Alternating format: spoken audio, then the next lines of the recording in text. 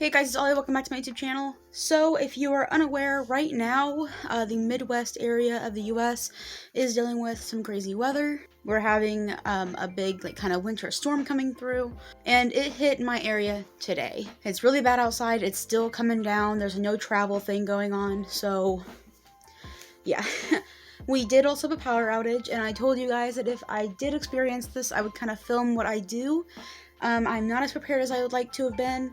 I'm going to be talking about the what can you do right now without any preparation and all that first, since it seems more important.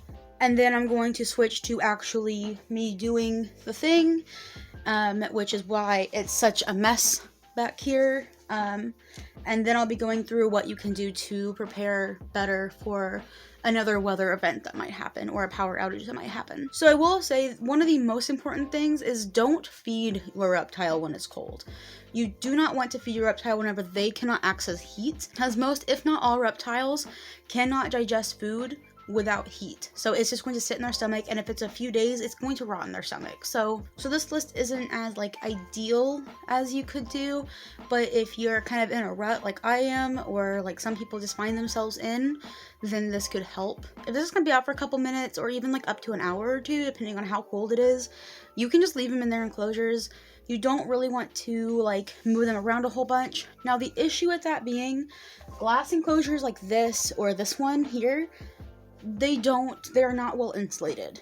So the problem with those is that they lose heat very quickly. PVC enclosures, on the other hand, like this one, or wooden enclosures, or even tub enclosures probably hold it in a lot better. But if they're not going to lose a lot of heat too quickly, it's not as cold as it could be, and they're kind of in a warmer room that's going to hold in some of that heat, it's not as much of a problem. Now that being said, even if you do have to move into something else, which we will talk about, after you get them settled, you're not really going to want to mess with them until they can get heat back, so that you're not letting out heat. You want to kind of maintain the heat in that spot, you know?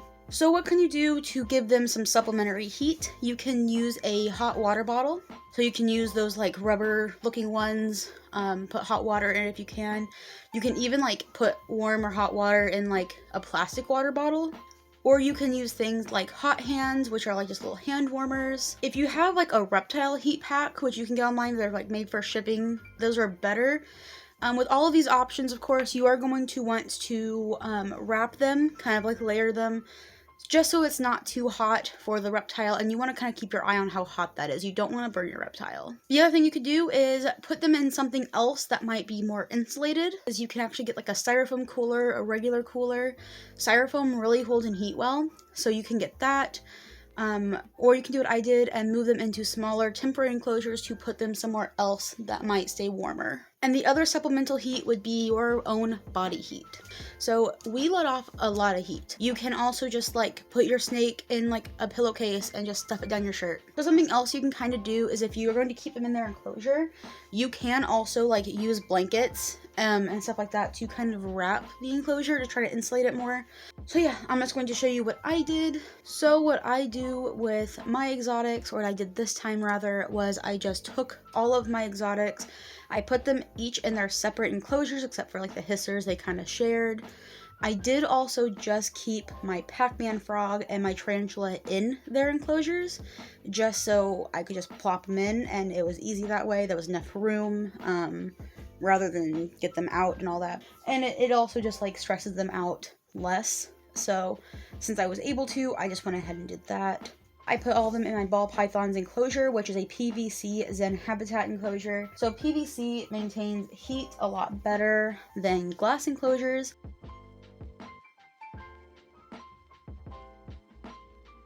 And everyone's probably wondering about the snails. The snails are in their enclosure with this blanket just kind of wrapped around it to try to keep it insulated. Overall, the snails are native, they're not tropical at all, so I'm not too worried about them. Alright guys, so that's what I did with my temporary thing. I was not able to use any hot water bottles. I had nothing like that available to me. Now, if it would have gotten colder and lasted longer, I would have probably gone into my kitchen and found something to use. This did maintain a decent enough heat where everyone is okay. I've checked everyone's fine, so. But as you saw in the video, I did put blankets over it to kind of help insulate it. I left a little bit of space over there, obviously for airflow and stuff like that. So I am also going to be leaving them in there probably overnight. It's not ideal. However, I don't know if we're gonna lose power again, and we are still under our weather advisory until like tomorrow. So, I mean, it's coming down heavy still. It's a lot. So this house gets so cold so fast that I don't want to risk it. We are keeping the blankets kind of bunched up here, but everyone is going to stay in their travel enclosures. So yeah, we are monitoring the temperatures. You always want to monitor the temperatures during this process if possible.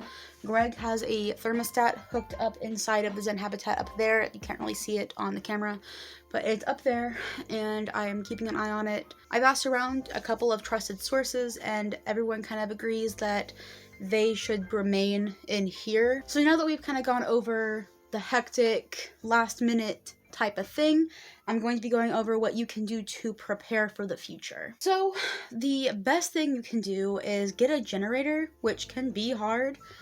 We are getting one hopefully in the summertime. They're very expensive right now where I am. You can also stock up on the reptile heat mats. Those are better to use.